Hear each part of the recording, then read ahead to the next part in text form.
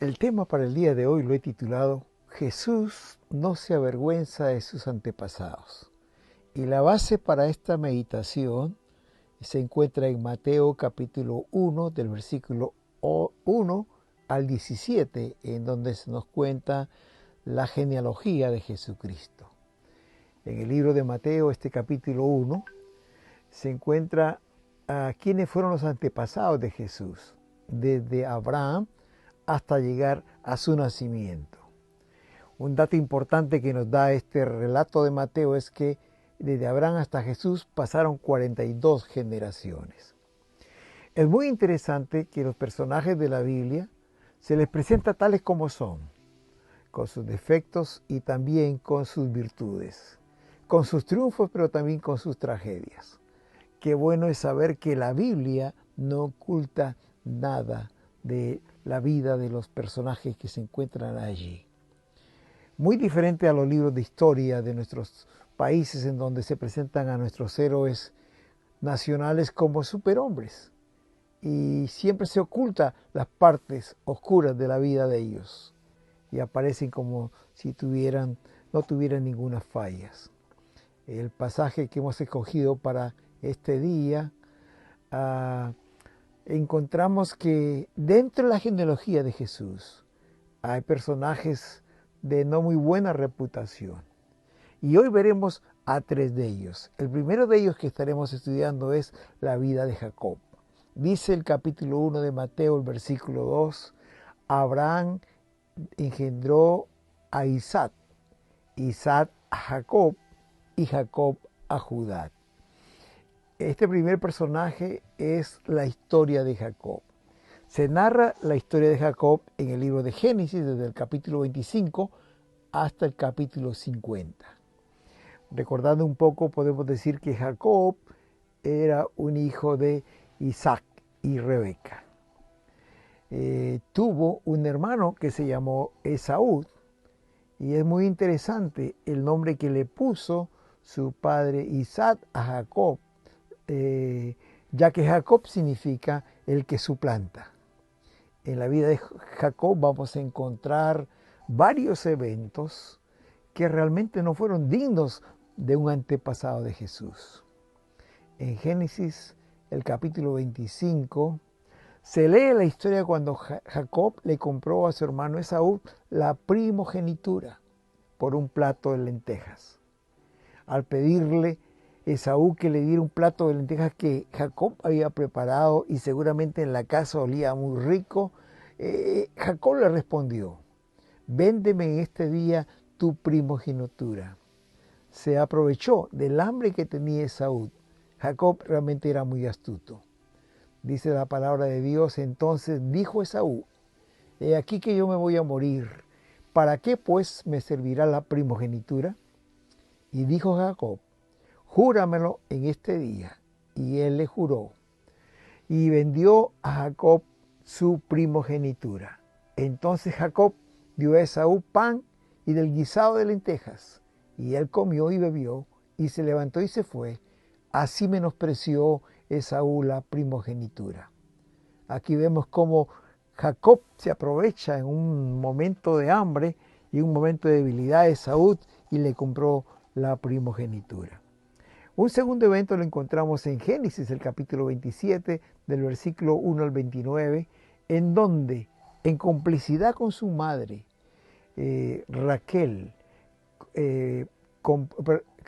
Rebeca, compró la primogenitura a Esaú con un plato de lentejas y engañó a su padre Isaac para que le diera la bendición. Isaac ya estaba viejo, estaba anciano y había perdido la vista, y le pide a Esaú que vaya y le prepare un guisado, que vaya de casa al campo, case un cabrito y venga y le prepare un guisado, que ya antes había comido ese guisado. Dice el versículo 4 del capítulo 27 de Génesis que Isaac le dijo a Esaú: hazme un guisado como a mí me gusta y tráemelo y comeré para que yo te bendiga antes que muera. Isaac quería darle la bendición a Esaú. Él temía que de un momento a otro podía morir y quería hacerlo después de comer ese rico guisado que Esaú sabía preparar. Rebeca escuchó esta conversación y tramó un plan con Jacob para engañar a su padre, Isaac, y de esta manera obtener la bendición. Rebeca le pidió a Jacob que trajera 2 corderitos para preparar el guiso que Esaú sabía hacer. Y entonces Jacob le dijo a su madre: mi hermano tiene mucho vello y yo soy lampiño. Y el versículo 16 dice que la madre cubrió sus manos y la parte de su cuello donde no tenía vello con las pieles de los cabritos. Y también le puso la túnica más hermosa que tenía Esaú. Queridos hermanos, la vida de Jacob estuvo llena de mentiras. Cuando se presentó a su padre, ya que ya estaba el guiso preparado, dice que vino donde el papá y Isaac le preguntó: ¿eres tú, hijo mío? Y Jacob le respondió en versículo 19: yo soy Esaú tu primogénito. He hecho como me dijiste. Levántate ahora, siéntate y come de mi casa para que me bendigas. Jacob engañó a su padre, haciéndose pasar por su hermano Esaú. El padre, aún sorprendido, le pregunta: ¿cómo es que has regresado tan rápido con el guiso? Y Jacob le mintió otra vez y le dijo que Dios lo había bendecido e hizo que encontrara al cabrito muy rápido, en versículo 20. El padre, aún con más dudas todavía, le pidió que se acercara para tocarle las manos. Y aún con dudas, él le dijo: la voz es de Jacob, pero las manos son de Esaú, en el versículo 22. Finalmente, le dijo que se acercara, le acercara el guiso para comerlo y que luego lo bendeciría. Pero antes de bendecirlo, Isaac le dijo: acércate ahora y bésame, hijo mío. Y Jacob se acercó y le besó. Y olió Isaac el olor de sus vestidos y le bendijo. Y le dio la bendición, porque su madre le había puesto el vestido más hermoso que tenía Esaú. Lo que habían tramado ellos había salido a la perfección. Y Isaac lo bendijo a Jacob en lugar de Esaú. Con estas acciones, queridos, se ganó el aborrecimiento de su hermano y tuvo que ir a Harán. Dice el capítulo 27, versículo 41, y aborreció Esaú a Jacob con la bendición con que su padre le había bendecido. Y dijo en su corazón: llegarán los días del luto de mi padre y yo mataré a mi hermano Jacob. Queridos hermanos, después de este engaño, dice Oseas capítulo 12, versículo 12, que Jacob huyó a la tierra de Harán, porque allí su padre le había dicho que consiga una esposa. Cuando Jacob llegó a Harán, a la casa de su tío Labán, Labán lo engañó. Él trabajó 7 años para casarse con Lea y después tuvo que trabajar otro tanto para casarse con Raquel, a quien él amaba realmente. El padre de estas hijas, Lea, y también Raquel le dio empleadas a Silpa y a Bila. Y con estas 4 mujeres él tuvo sus 12 hijos, que luego formaron las tribus de Israel. Cuando nació su último hijo, Benjamín, murió su esposa amada Raquel, lo cual le causó un gran dolor a Jacob. Posteriormente salió peleando con su suegro Labán y se volvió a Canaán. Gracias a Dios que en el camino a Canaán,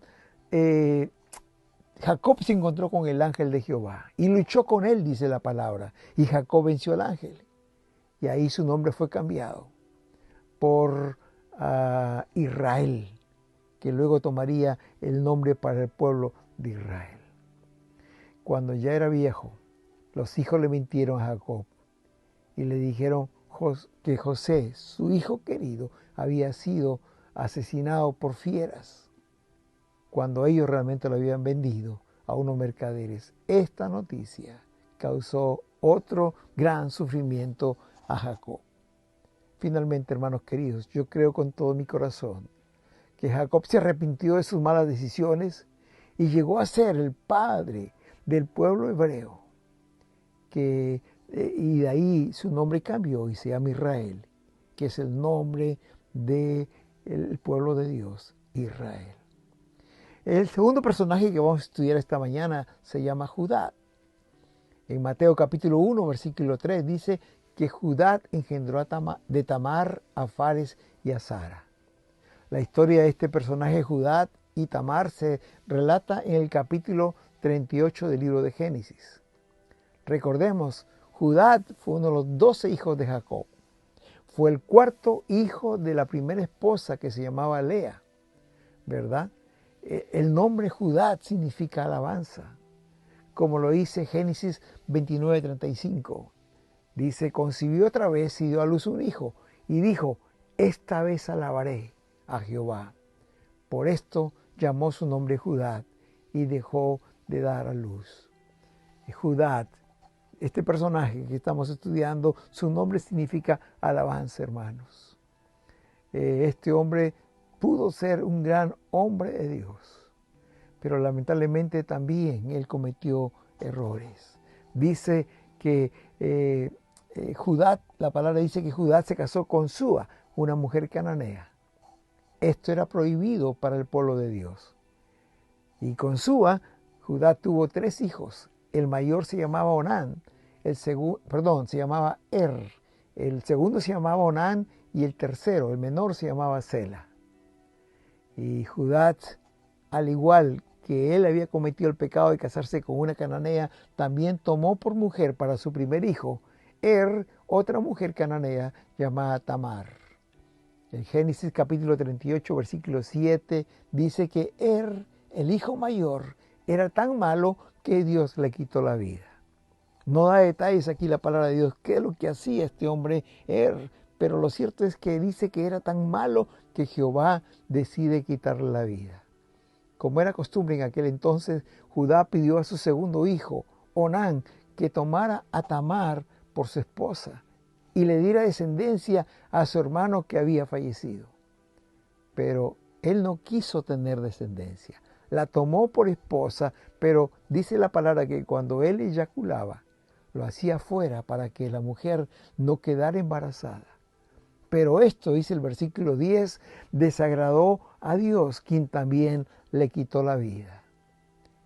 Judá en ese momento le dijo a Tamar que vaya a la casa de su padre, y cuando su tercer hijo, llamado Sela, creciera, se lo daría por esposo. Y Tamar fue muy obediente, hermanos. Se fue a la casa de su padre, esperando que Sela crezca y se una a ella. Por aquel tiempo, cuando sucedió esto, murió también la esposa de Judá, llamada Súa. Y Judá esto le afectó tanto y quedó muy triste. En poco tiempo había perdido a su esposa y sus 2 hijos, y ahora de la familia que él tenía solo le quedaba Sela. Sela creció, pero Judá no cumplió con su promesa de darle por esposo a Tamar, como dice el versículo 14. Mas cierto día, queridos, cuando Judá fue por la ciudad donde vivía Tamar con su amigo, Tamar lo vio y engañó a Judá. Se quitó el vestido de luto que vestía por la muerte de sus 2 esposos. Se arregló bien, se puso un velo en la cara, se cubrió la cara, y esta era una costumbre de las rameras. Y se paró por la puerta de la ciudad. Judá la vio y no reconoció que era su nuera. Y pensando que era una ramera, dice la palabra del Señor que tuvo relaciones sexuales con ella. Versículo 14 y 16. Judá ofreció darle a Tamar, a cambio de esta relación, un cabrito. Pero ella le pidió como garantía el sello, el cordón y el báculo de Judá. Lo dice el versículo 17 y 18. El sello y el cordón era un distintivo que servía como documento de identidad, y el báculo era el bastón que usaba Judá. Dice la palabra que luego Judá después de unos días, envió el cabrito con su criado para que le devuelva las prendas que le había dejado. Pero el criado no encontró a ninguna ramera en la ciudad. Preguntaron por ella y no se halló. Le decían que nunca había habido una ramera en aquel lugar. Queridos hermanos, Tamar concibió de Judá. Se quitó el velo y se vistió otra vez como una viuda. Pero después de 3 meses, al ser evidente su embarazo, le avisaron a Judá que su nuera había fornicado, que ella estaba encinta y que iba a tener un bebé. Como era natural sentir, Judá se enfureció y dio el veredicto, y él dijo en el versículo 24, sáquenla fuera y sea quemada. Entonces quienes siguieron esta orden de Judá, cuando ya la iban a quemar, ella dijo que estaba embarazada de la persona que era dueño de las prendas que tenía en su mano, es decir, el sello, el cordón y el bastón.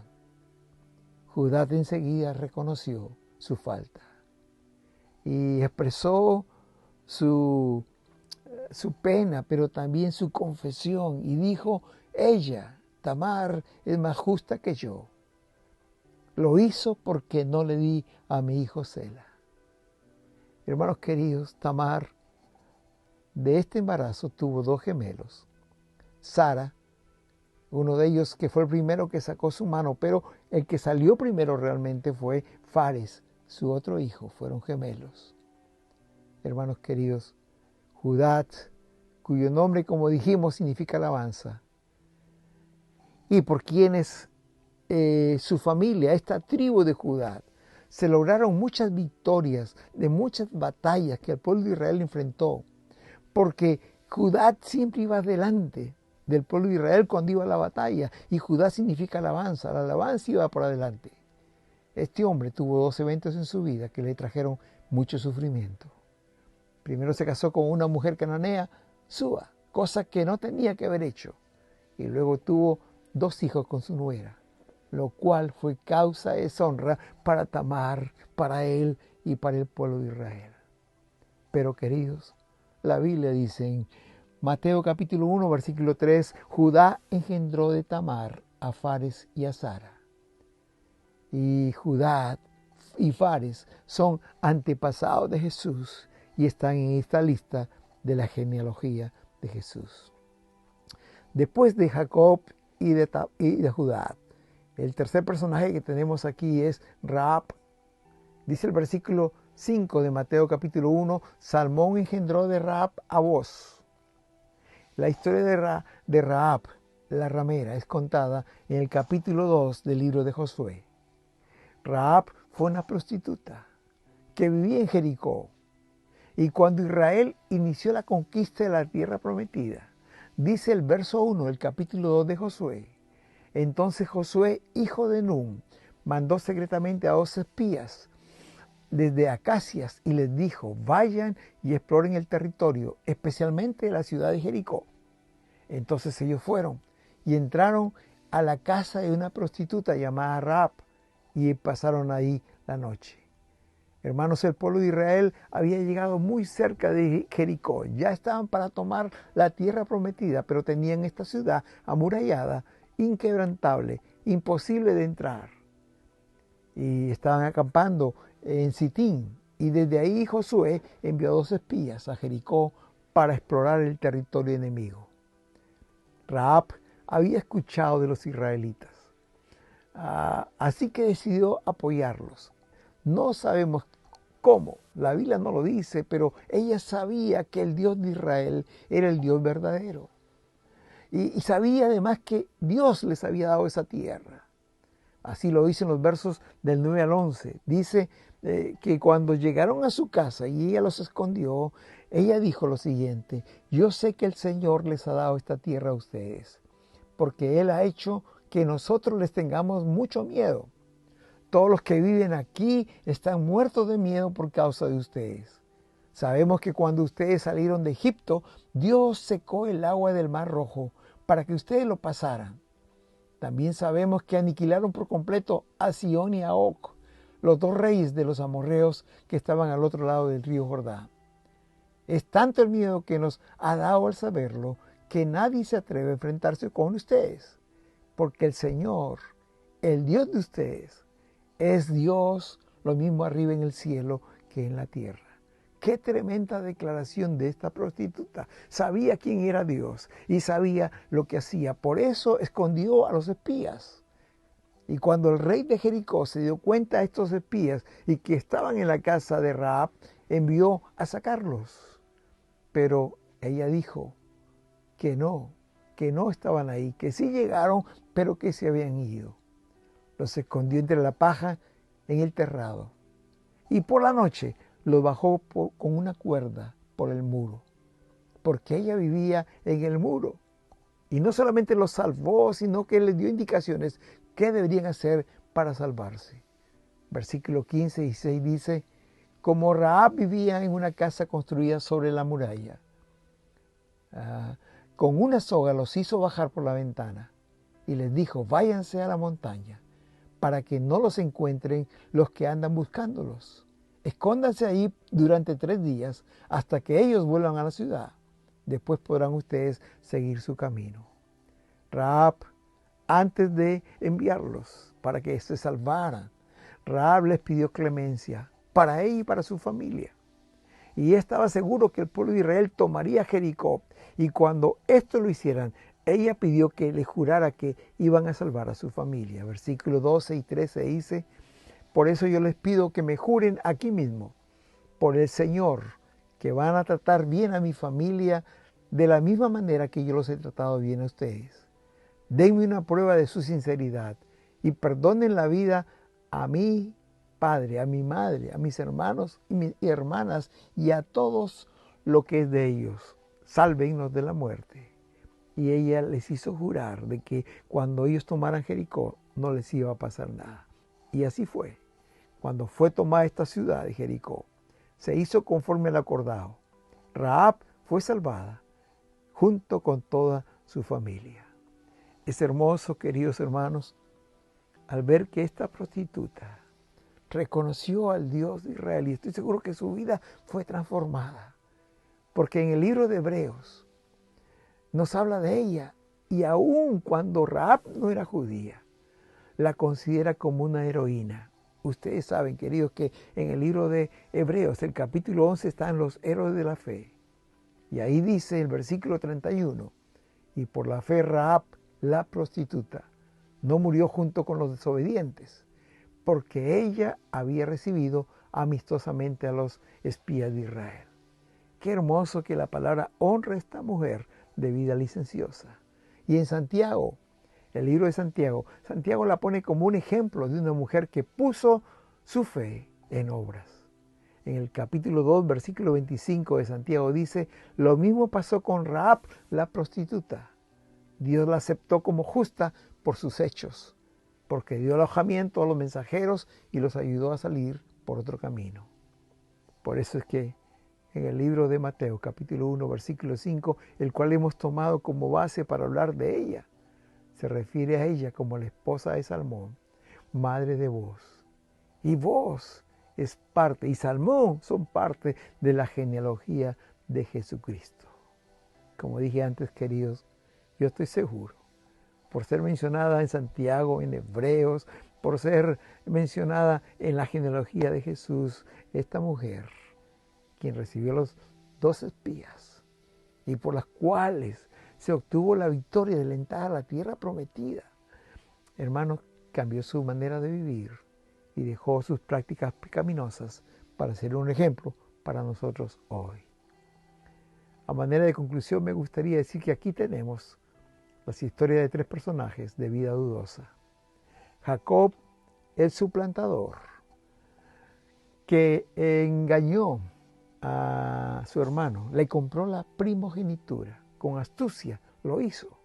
Se aprovechó de un tiempo difícil y de hambre para él para comprarle la primogenitura. Pero también engañó a su padre, haciéndose pasar por él para recibir la bendición. Y luego engañó y se peleó con Labán, su suegro.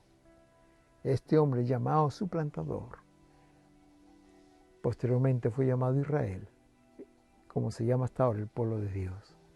Aquí tenemos a Judá, quien se casó con una mujer cananea, Súa, una mujer con la cual no tenía que haberse casado.